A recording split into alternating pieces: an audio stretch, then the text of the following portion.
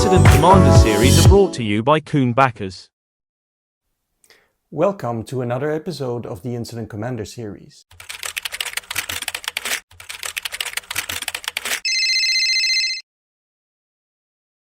Hey Steve. Sorry that I had to call you out of your bed. But I think we have a big thing going on. I was performing routine maintenance on DC-01 last night, just before the backup schedule, which started as usual around midnight, as you know, and I stumbled on text note in the temp directory. The file is named README now. It claims to have exfiltrated data and encrypted all files and wants some form of payment with Bitcoin with a request to enter some chat to start negotiations. What would you like me to do next?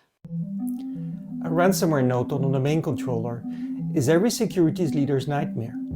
Steve's first moves are maybe a bit slow at first, but hey, it's 2 a.m. in the morning. Steve has worked out an information security program and rolled it out throughout his organization in the last couple of years. He's the one that set up the on-call 24/7 rotation to ensure that any critical security event is reported over to him as close as possible as it is being noticed. In case Steve is out, his deputy Karsten is able to back him up. Steve calls Christine back after a few minutes and says, "Christine, leave DC-01 powered on, disconnect it from the network, and document when you've performed the disconnection. Also, we'll need to severe remote access into the network and internet access out of the network until we know what's going on." Steve is the head of security of a mid-sized company and has never worked on ransomware before. But that's what he hired George and Tina for, two senior security folks that can put on the hat of an incident commander in case of major incidents. All of their other tasks come to a halt, and all they will focus on at that point is the incident commander role. Steve gives Tina a call on her mobile phone first because George is on leave for 2 weeks for a trip to Europe and has promised to not read any emails and turn the corporate phone off to ensure he resources back at the maximum, as he's been busy with a large audit that the company went through in the last 6 months and he really needed a break.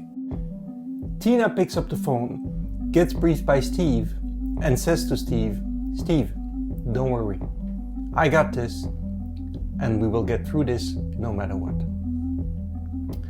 Tina's first actions at that point are to start the major incident management process as documented in the incident response plan. She sends out a Zoom virtual meeting to all stakeholders that need to be there in the first hours of the incident. Leadership, legal, HR, data privacy, and all respective IT teams that you would generally find in our organizations that keep the lights on. After all, business is what generates revenue for the company, gets the wages paid. If business is interrupted or comes to a halt, impact on revenue generation is to be expected. 15 minutes later, the war room meeting starts and everyone is being briefed. Tina explains that this is a major situation and that an extended downtime or outage is likely to be expected. But Tina doesn't work on her own. She introduced her technical lead Manny, who will be assisting Tina with all technical aspects of the incident, such as incident validation, initial containment steps, analysis on how the threat actor came into the network, and where they might have moved to laterally, or even determine whether any data was taken out of the network. Tina also has a scribe. Today, the scribe will be John. John is not so technical but wants to learn on the job and become an incident commander in the past. Manny, the technical lead, starts basically running on tasks as specified in the Ransomware Playbook. Documentation starts on what's first being observed, when and how. This will be at the start of what eventually will become the incident timeline. Manny has a proven methodology and will be applying an investigative approach in a few steps. Ensure the integrity of backups with the backup team. Ensuring initial containment actions are performed as per the incident response plan. Start an analysis document in the form of a tracking system that will contain things like affected or compromised hosts, accounts, and the timeline of events. Initiate other investigative steps such as getting additional logs, getting emails retrieved from the email infrastructure, etc., etc. Prepare for the first initial update to provide to the incident commander in a few hours. The legal department is brought in to check whether documentation and incident should go under legal protection terms, if applicable in your region. They will also advise usually on what internal communication and especially external communication may need to happen, including regulatory notification requirements. As an incident commander, you're usually never the legal expert, but you bring the right experts into your ecosystem to have you covered from that angle. And don't be surprised if your legal department tells you to not document anything in writing. It happens, and there's a good reason for it. Liability and exposure of data becomes discoverable in legal proceedings. As an example, in 2016, Uber experienced a massive data breach exposing information of around 57 million users and drivers. But the breach was deliberately concealed by the then chief security officer, who negotiated a hush payment to the hackers and misled federal investigators. Legal scrutiny became key as this cover-up was discovered, leading to criminal charges against the executive for obstruction of justice and misprision of felony, highlighting the critical need for transparent, documented responses to mitigate liability and support regulatory compliance in cybersecurity incidents. Law enforcement engagement is an interesting topic, and my perception over the last years on law enforcement has positively changed. A lot of the agencies collaborate a lot more with the private sectors than before, and sometimes they might even be at your doorstep before you've called them, with valuable threat intelligence for your technical team to work the case. Cyber insurance, often a topic in ransomware cases, have stepped up in the market of incident response. Several of them have their own incident response provider list. Cyber insurance coverage and carve-outs have also changed how organizations perceive cyber insurance today.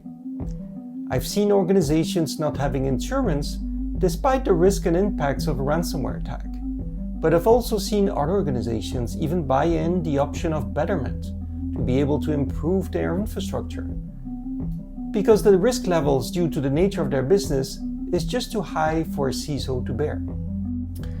During the first hours of the incident, this could be the first 24, 48, or maybe 72 hours of the incident, things are really a sprint, a run up to the top of the mountain, and then it becomes a marathon. But once as an incident commander you're on top of the mountain and have an overview of what's happening, first signs of relief and breathing space appear. Briefing people initially, communicating with all stakeholders, is going to determine the whole outcome of the incident. Being in sync all the time of what's going on, where things are at, is important. But at the same time, as an incident commander, you need to find the right balance between allowing people having enough time to progress on their tasks and keeping leaderships and other stakeholders constantly up to date with the latest status. Reporting that certain things is still in progress with no further details should be an acceptable status to report on in the meantime. Once initial access and extent of the compromise have been established, comes the time to start preparing for threat actor eviction, remediation, and then the recovery starts. These tasks can also sometimes take longer than initially expected, which takes us to the topic of deadline management. Deadlines can sometimes be missed. Realignment of deadlines is sometimes needed, and that's fine. Also, an incident commander will constantly need to prioritize or maybe reprioritize, as priorities sometimes can be a moving target, especially when external factors such as the press and social media are starting to show up at your reception and starting to ask difficult questions like, what happened? Can you comment? When will things be restored? When can I have my data back? Even harder it can get when customers start threatening to sue you. In the end, the right communication strategy is usually allowing you to come out fine of an incident if it is well handled. And there is no perfect handling. There will be bumps, mistakes, hiccups. But that part is for the lessons learned of the incident once the post-incident report has been written. The most remarkable company public statement on being hit by a ransomware attack comes from Duvel Moordgat, the well-known Belgian brewery. When the ransomware attack was detected in March 2024, the spokesperson Ellen Aert stated, "At 1:30 a.m. last night, the alarms went off in Duvel's IT department because ransomware had been detected. Production was therefore immediately stopped. We've decided to switch off our servers, and as a result, production is at a standstill at all Belgian sites and at our site in the United States. We're confident that we'll be able to restart production soon. In the meantime, there's enough stock so Duvel drinkers do not have to worry."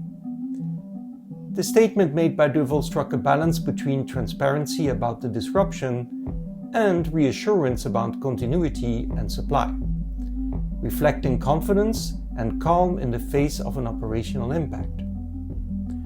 Duvel's message also highlighted that their IT systems raised immediate alarms and that they acted quickly to contain the issue. Notably, Duvel refused to pay the ransom despite the attackers publicizing about 1 terabyte of stolen data, showing resilience against ransomware demands in the public eye. This response is seen as strong and principled and really stands during a severe cyber crisis. Hence, Duvel's public communication during the ransomware attack is regarded as a remarkable example of how corporate crisis messaging in cybersecurity incident actually works.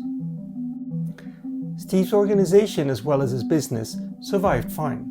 They're still in business today. Yeah, there were some complaints, lawsuits, an initial drop of stock prices, but in the end, because he had Tina at his disposal as an incident commander, everything went a lot more smoother, more organized, and less stressful for the entire team, without which the incident commander could not have been successful. If you like the content of this episode, do not hesitate to leave a like, comment, and subscribe and follow the series on the various platforms it is provided on. Please also feel free to suggest any topics of interest that you'd like to see discussed on this series.